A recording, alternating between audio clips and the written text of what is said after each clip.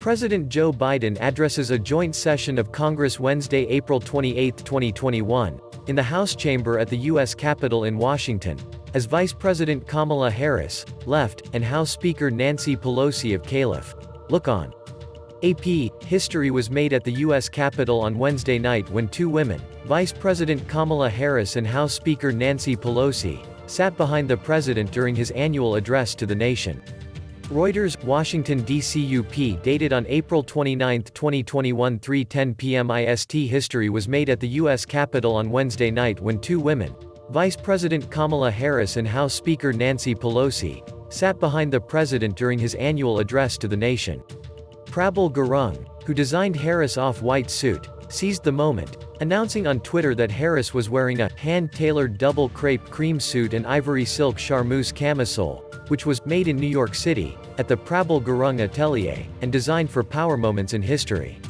Harris, the child of immigrants from India and Jamaica, wore the suit by Gurung, an immigrant from Nepal who was born in Singapore, to listen to a speech in which President Joe Biden appealed for a shift in immigration policy. Meanwhile, in a balcony overlooking the House of Representatives chamber, First Lady Jill Biden was making a fashion statement of her own.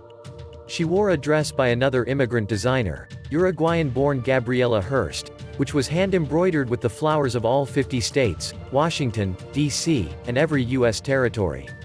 U.S. First Lady Jill Biden waves as she arrives for U.S. President Joe Biden's address to a socially distant joint session of the U.S. Congress at the U.S. Capitol in Washington, U.S., April 28, 2021.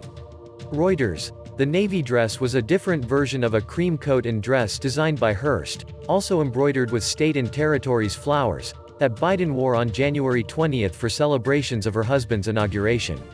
Hearst said on her website, the message of unity was her main inspiration for adorning the dresses with state flowers.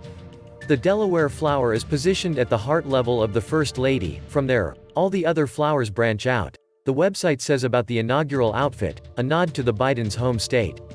The president wore a dark suit with a blue tie, designer unknown, for his address to lawmakers at the U.S. Capitol.